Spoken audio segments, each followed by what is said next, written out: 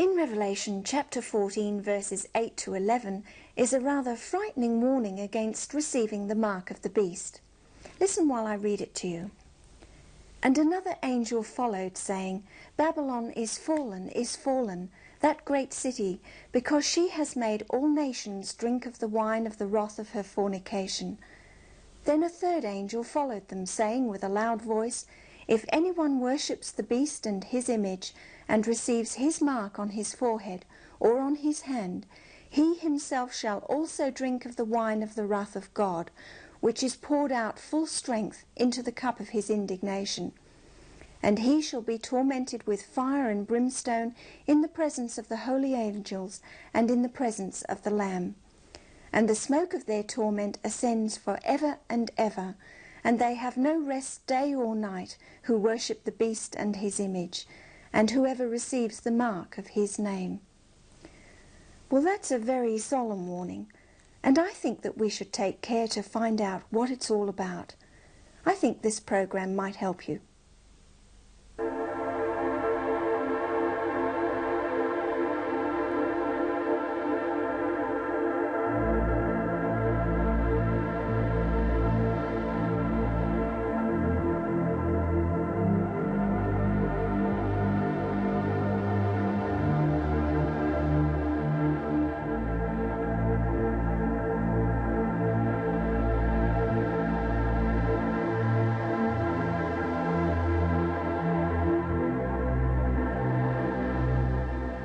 The island of Patmos is about 300 kilometres southeast of Athens, off the Turkish coast. And you certainly get a magnificent view looking down on the island of Patmos as your helicopter wings its way through the air and hovers over the island. It's only a small island. It's only 12 kilometres in length, and at its narrowest, it's only about 100 metres from one side of the island to the other. And down there, near the narrow part, is a little beach, and that is probably where John saw himself in the vision. The island of Patmos itself is a very interesting place. A rocky island, yes, but very fertile. And there are shepherds minding their sheep, there are crops growing, and some beautiful wildflowers, and you'll even see some Australian wattle there. There is a cave, which is supposed to be the place where John had his vision. Well, I don't think there's any evidence for that, but anyway, there's a church built over the cave. And right up at the top of the mountain of the island, there is a very impressive-looking monastery. And this monastery has some very important and ancient documents, some manuscripts that were written more than 1,000 years ago. And so all this is on the island of Patmos. But now let's go down to the beach where John had his vision, because he says here in Revelation chapter 13 and in verse 1, Then I stood on the sand of the sea and saw a beast rising up out of the sea. So he was on the sand of the sea. Presumably, in vision, he saw himself on the beach of Patmos. Revelation chapter 13 and in verse 1, John says, Then I stood on the sand of the sea, and I saw a beast rise up out of the sea, having 7 heads and 10 horns, and on his horns 10 crowns, and on his heads a blasphemous name. Now the beast which I saw was like a leopard. His feet were like the feet of a bear, and his mouth like the mouth of a lion. And the dragon gave him his power, his throne, and great authority. Now the beast that is described here has the same identification marks as the little horn in Daniel chapter 7, which we identified as the Roman Catholic Church. For instance, it says here in verse 7, It was granted him to make war with the saints and to overcome them. It was to be a persecuting power.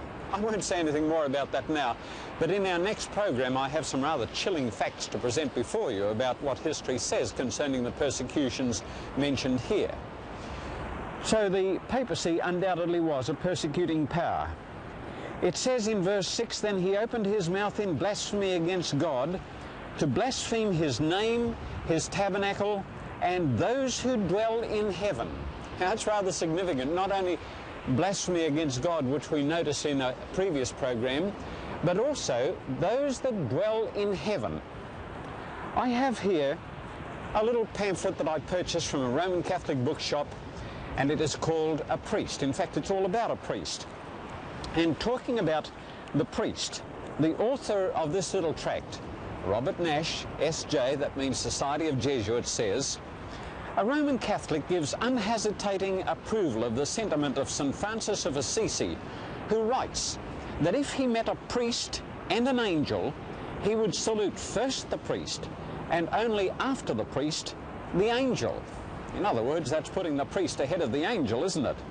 And he is inclined to believe, or at least countenance, the anecdote which relates that before a certain priest's ordination, his angel guardian was seen walking before him, but after ordination, the angel followed behind.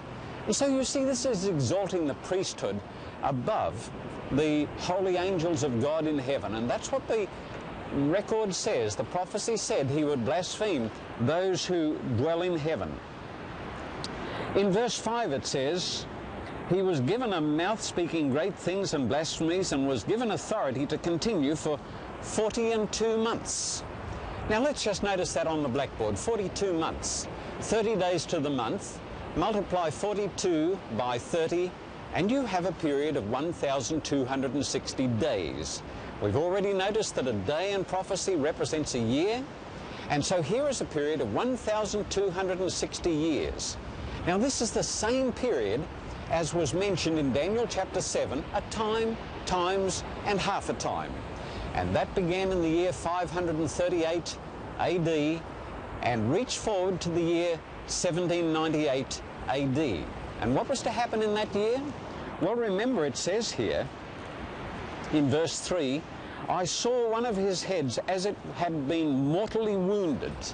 And that, of course, is when Napoleon's armies marched down to Rome and occupied not only Rome but the Vatican, and sent the Pope into captivity in France.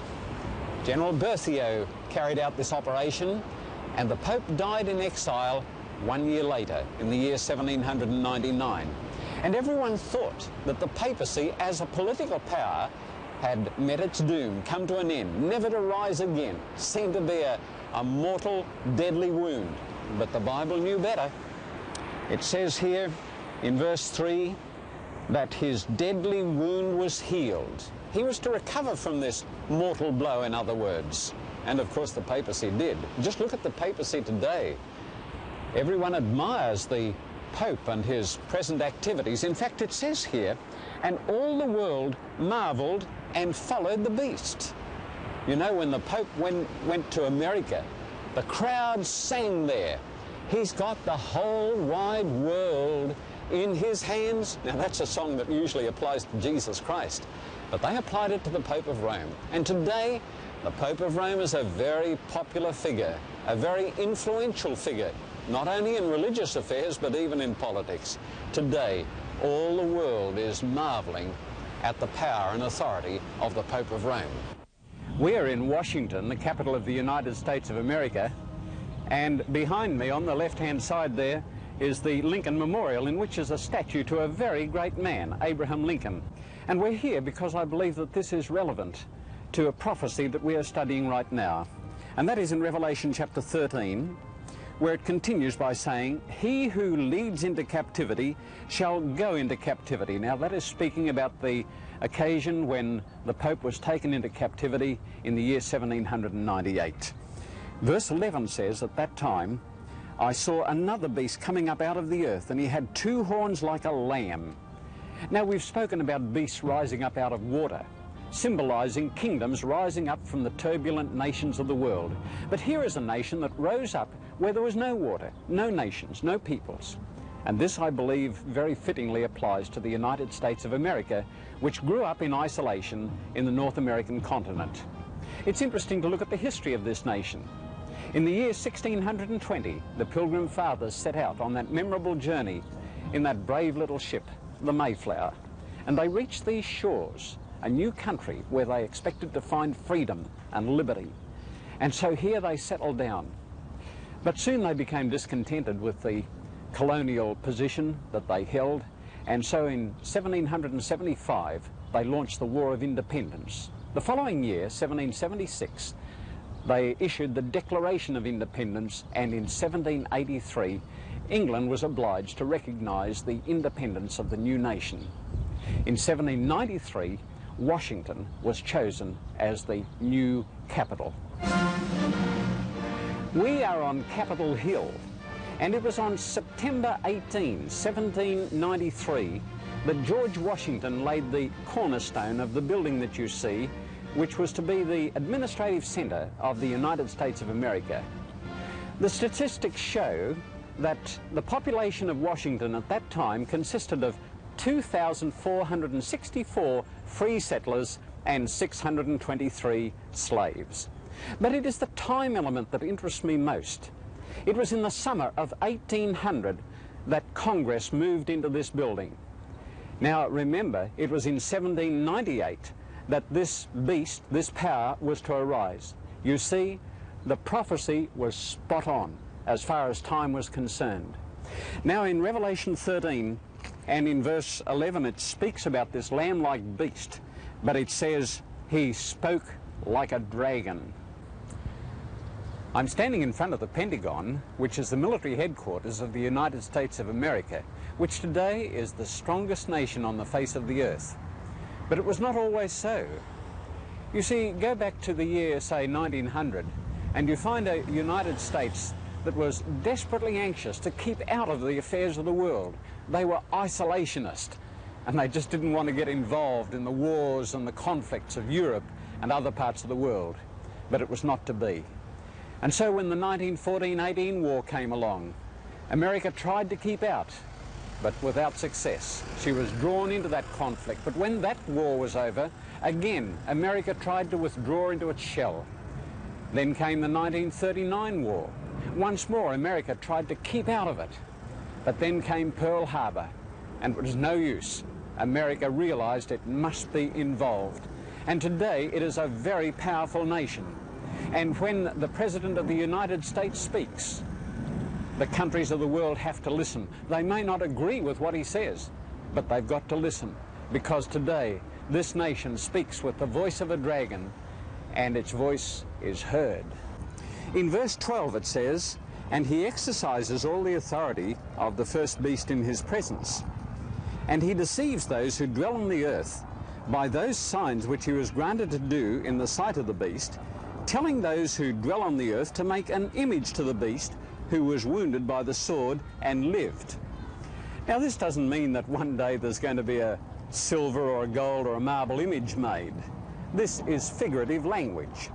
And the thrust of the prophecy is that the second beast, that is Protestant America, is going to follow in the footsteps of the first beast, that is the Roman Catholic Church, in trampling on the rights of conscience, in forcing people to do something against their will. And so here is a violation of the very principles of liberty and freedom upon which Protestant America was founded. It envisages a reconciliation between Protestant America and Catholic Rome. Now it's rather interesting, behind me is the White House, which is the residence of the President of the United States of America. We have not been invited in there to lunch, and that doesn't surprise me at all. But what does concern me is the fact that the Pope of Rome was invited in there. There has been a Roman Catholic president there, John F. Kennedy, and the Pope of Rome on his visit to Washington was invited in to the President of the United States of America. Here is a reconciliation that few dreamed of. 50 years ago, people were throwing stones at each other, Protestants and Roman Catholics, but the situation has vastly changed recently. And so we have a reconciliation, predicted and fulfilled. Now this isn't just opportunism interpretation. In other words, not just because it's happened we say this is what it means, because in 1888, Seventh-day Adventists published the book Great Controversy, in which it was predicted that this would happen.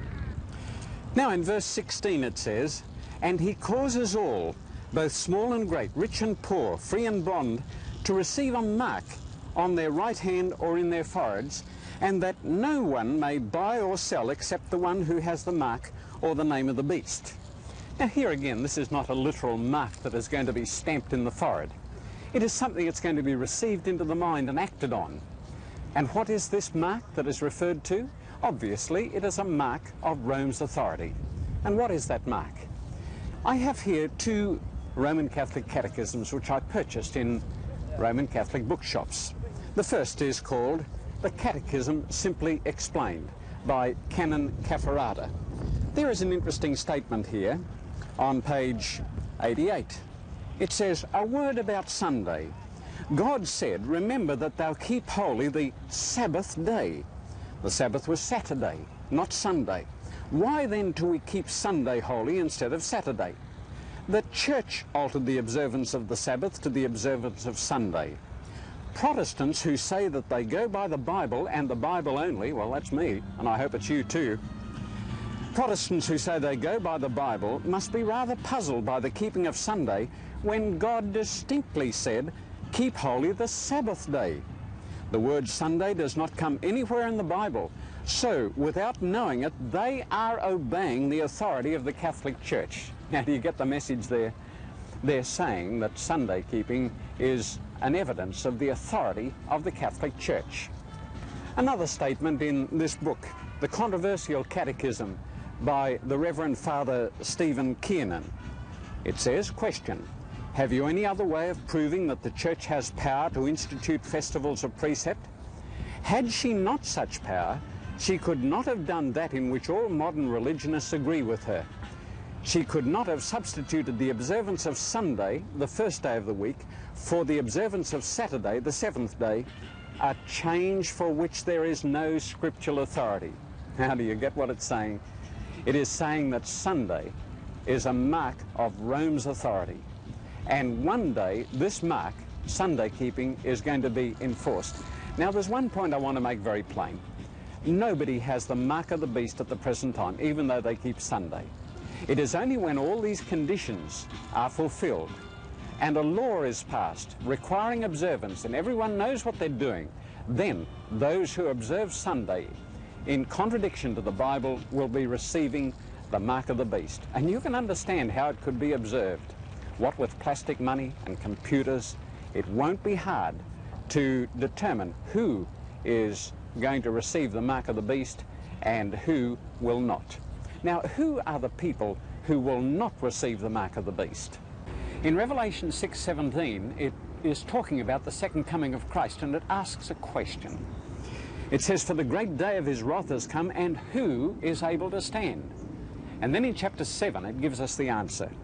I saw another angel ascending from the east, having the seal of the living God, saying, do not harm the earth, the sea, or the trees, till we have sealed the servants of our God in their foreheads. They're the people that are going to be ready.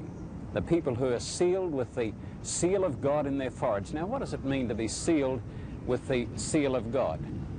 Well, in Isaiah chapter 8 and in verse 16, it says, bind up the testimony, seal the law among my disciples. You see, it's got something to do with the Ten Commandments.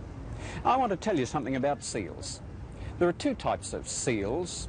There is the stamp seal, such as this Egyptian scarab, and it has an inscription there, and it is pressed down on the clay or the wax or whatever, and leaves an impression. And then there is the cylinder seal. Now that has an inscription on it, and it is rolled along on the soft clay like that, and it leaves an impression. Now, a seal of a royal type has three elements in it. That is the name of the king and his title and the kingdom over which he rules. For instance, in Egypt, it would be, say, Menkaperre, king of the two lands of Upper and Lower Egypt. Or in the case of George Washington, whose monument you see behind me here, it would be George Washington, President of the United States. Now, when you look at the law of God, those three elements are only found in one of the commandments, and that is the fourth commandment, where it says, in 6 days the Lord made, that is, he's the creator, of heaven and earth. You see, it's got those three elements. And so I consider these to constitute the seal of the living God. In other words, the seventh-day Sabbath is the seal of the living God. And that's what the servants of God will have in their foreheads when Christ returns, those that are ready to meet him. And so it's a good thing to have that seal in your forehead. And in Leviticus chapter 23, and in verse 3, it tells us that the seventh-day Sabbath is a holy convocation. It's a Sabbath of solemn rest. A convocation means a gathering together. So it's a time to meet together with those of like faith. I think you'll find there's probably a Seventh-day Adventist church not far from where you live. And I also think that if you like to attend on the Sabbath morning, you will find that a friendly welcome awaits you. Thought-provoking, isn't it? For our next program, we'll be returning to Rome and visiting the Vatican, that remarkable state within a state. And David will be discussing the prophecy about the man with the mysterious number 666 and the woman adorned in purple and scarlet.